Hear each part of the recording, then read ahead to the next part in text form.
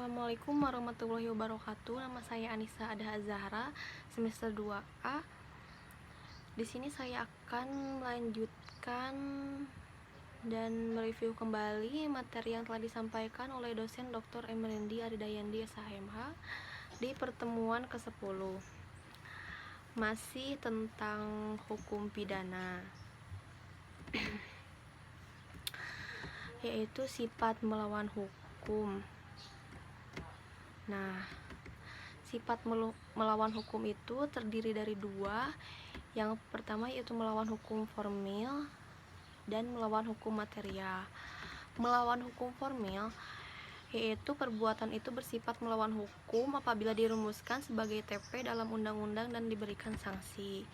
Yang kedua yaitu sifat melawan hukum dan dapat dihapus apabila diatur berdasarkan undang-undang. Yang ketiga, jadi melawan hukum sama dengan bertentangan dengan undang-undang tertulis.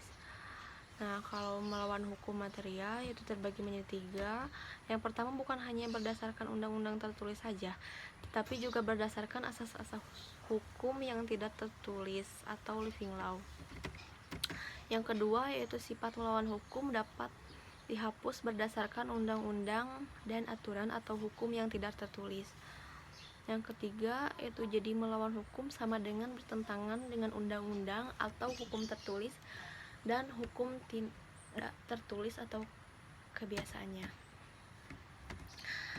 Jadi kesimpulannya, yang pertama sifat melawan hukum dapat hapus dengan adanya alasan pembenar.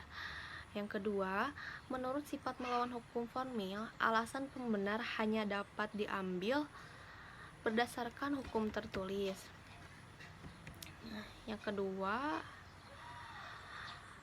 Yang ketiga, menurut sifat melawan hukum material, alasan pembenar dapat diambil dari hukum tidak tertulis. Yang keempat, ajaran melawan hukum formil sudah tidak dianut lagi sejak tahun 1963.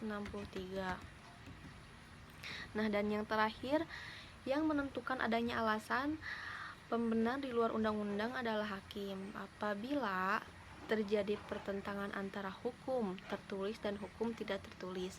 Yang kedua, hukum tidak tertulis tersebut harus dipandang adil dan benar oleh seluruh masyarakat umum. Dan yang terakhir, rasa keadilan itu harus bersifat umum. Sekian dari saya. Wassalamualaikum warahmatullahi wabarakatuh.